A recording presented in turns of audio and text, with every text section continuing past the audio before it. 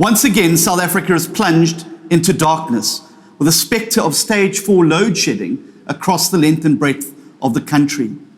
Load shedding kills jobs, it prevents people from running their businesses, and it hurts our economy, and it inconveniences and devastates the ordinary lives of South Africans around the country.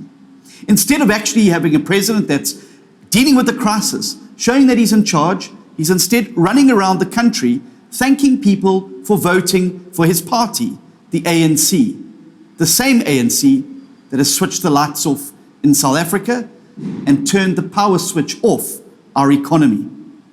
Load shedding has devastating impacts across the length and breadth of South Africa. It means that factories cannot operate. It means that businesses must close. It means that students can't study, and it means that jobs are lost. Now, we have a plan to save South Africa from load shedding, and we invite the president to have a look at it.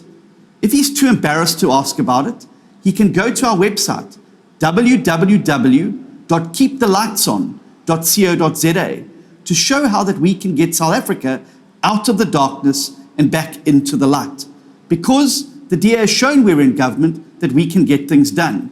We too can get things done for the power grid in South Africa. One of the things that must immediately happen is that the grid must be handed over to an independent producer.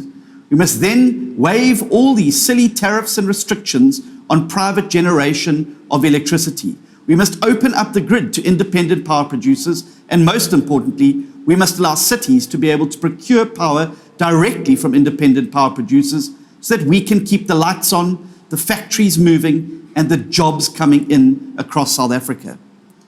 There is no future in South Africa without basics like electricity. It's high time now that the president and his party stop flip-flopping and flitting around the country and get to grips with the crisis facing us. South Africans aren't going to tolerate this type of incompetence and ineptitude anymore. We've had 10 to 15 years of broken promises. We're told every year that government is going to resolve the problem. It's just on the verge of resolving the issue. We now know that is not true. It's time to take this monopoly away from government, take the power away from this government, and put the power back in your hands and back in your homes.